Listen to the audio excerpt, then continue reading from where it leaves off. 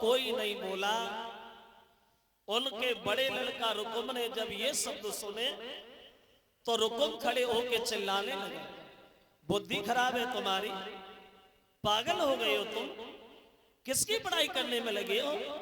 One one में गाय चराने वाला, दही माखन को लूट लूट के खाने वाला, बंसी बजा के औरतों के बीच में नाचने वाला एक ग्वाला, क्या हम अपनी बहन की शादी उस ग्वाले से करेंगे? हरगिज नहीं। और कोई देखो। तो भीष्मक ने उत्तर दिया, देखो रुकुम, बड़े भाई हो तुम, और फैसला तुम भी कर सकते हो, शादी हुई नहीं है, बात हो रही। अगर तुम्हारे निगाह में कोई लड़का हो तो तुम हमें बताओ। तो कहने लगा, पिताजी अगर हमसे पूछा तो हमारी निगाह में एक लड़का तो है। क्या नाम, कार्यता है, क्या करता है? बोले बहुत बड़ा विवाह, बढ़िया परिवार, दौलत से भरा हुआ भंडार है, लंबा रोजगार है, और कोई गैर नहीं, अपना ही रिश्तेदार है। मतलब नाम क्या है? बोले जानते तो तुम्हें पता नहीं, सुनो हम बता रहे हैं। तो सोनी बाबुल के बेनरे और कुमार समझावे,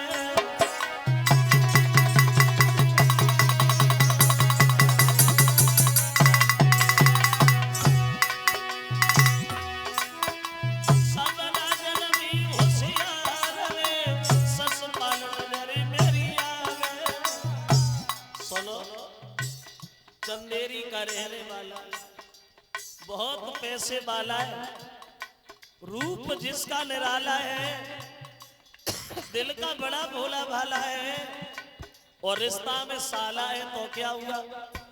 हम अपनी बहन रुक्मिणी का विवाह अपने साले ससपाल से करेंगे। कहो कैसी रही?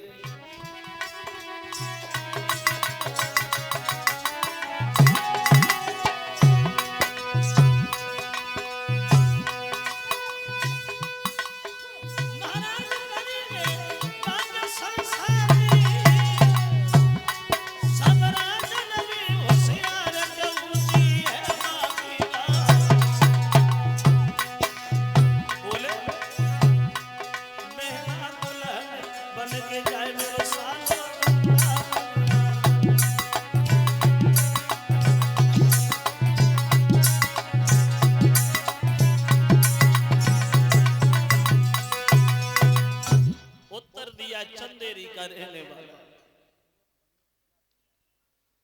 बहुत बड़ा पैसे वाला है, रूप जिसका निराला, और दिल का बड़ा भोला भाला है, और रिश्ता में साला है। तो क्या हुआ? हम अपनी बहन रुक्मिणी का विवाह अपने साले ससपाल के साथ करेंगे। कहो कैसी रही? खुश हो गए होगे सुनते ही सुनते। तो दांती को पीस करके भीष्मक चिल्लाने लगे, कमी क्या कह रहा? ये बात कहने से पहले तू मरा नहीं? तुझे मौत नहीं आई? क्या तू अपनी बहन की शादी अपने साले से कर सकता है? रुकुम ने उत्तर दिया, क्यों नहीं कर सकता? अरे जब वो अपनी बहन की शादी मुझसे कर सकता है तो मैं क्यों नहीं कर सकता? होगी, उसी से होगी। और एक बात कान खोल के सुन लो, अगर तुमने भूल से भी कन्हैया को घर में बुलाया, भूल से भी ग्वाला हमारे घर आया, तो बहन की शादी नहीं बल्कि लाखों जीवन की बर्बादी निश्चित। मैं नहीं चाहता हूं कि बच्चे अनाथ हो जाएं, मैं नहीं चाहता हूं कि हजारों औरतों के श्रृंगार उजड़ जाएं। अगर कन्हैया घर में आया तो बात बिगड़ जाएगी।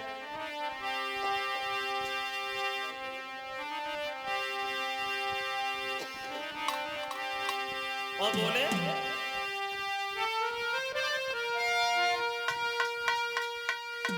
मेरे सामने और ये चाली नहीं चल पाएगी, अगर ये शादी अब पक्की होगी तो तलवारें चल जाएंगी।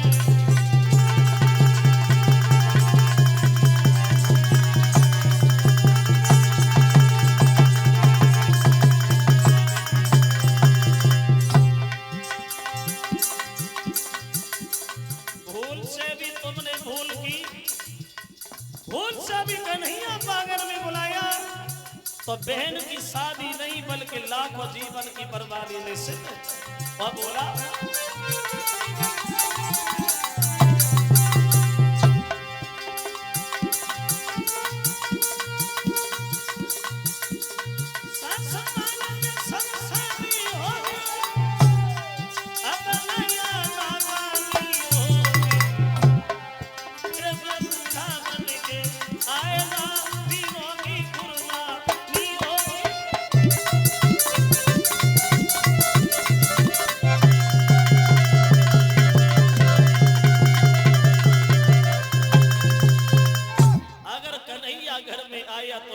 गलत हो जाए।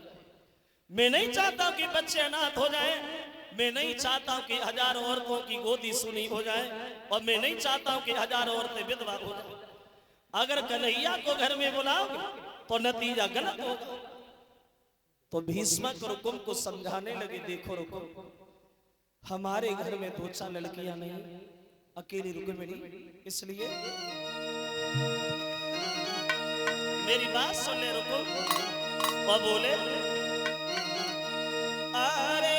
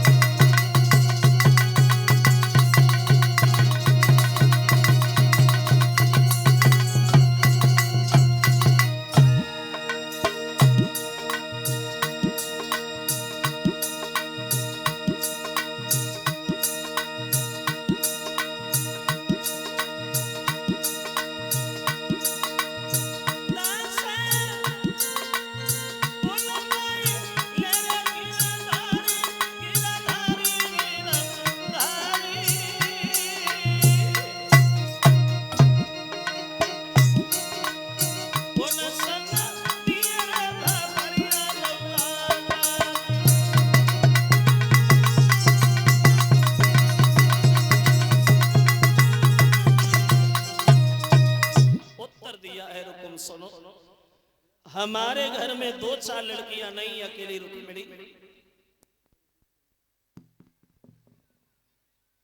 अगर कन्हैया हमारे घर आ गए तो हमारा बड़ा सम्मान होगा समाज में, लोग तेरी बड़ा इज्जत करेंगे रुकुम, इसलिए कन्हैया के साथ शादी कर दे। रुकुम फिर चिल्लाने लगे, फिर उसी का नाम जिसके नाम से हमें जलन है हिरला। एक बात हमारी सुनो, अगर कन्हैया को घर बुलाने की जरा भी जुर्रत की तो बहन की डोली तो बाद में जाएगी, पहले तुम्हारी लाश इस घर से निकल जाएगी, समझ। उठा चला गया। आंगन में नाई और ब्राह्मण को बुलाए, इधर आ पंडित जी इधर आ। तुम तो जानते हमारे साले साहब कितने बड़े पैसे वाले। हाँ, एक काम करो, चंदेरी में जाओ, वो हमारे साले ससपाल को हमारी बहन का टीका चढ़ा के, उससे जाके कहना भैया हम उसके बराबर तो नहीं है, लेकिन जैसे भी है वो निभा जाए। एक खत भी लिखा। क्या खत लिखा? चंदेरी के बसने वाले साले ससपाल, आज हम और तुम बराबर होने जा रहे हैं। तुमने अपनी बहन की शादी मुझसे की, इसलिए हमने भी विचार किया कि हम भी अपनी बहन की शादी तुमसे कर रहे।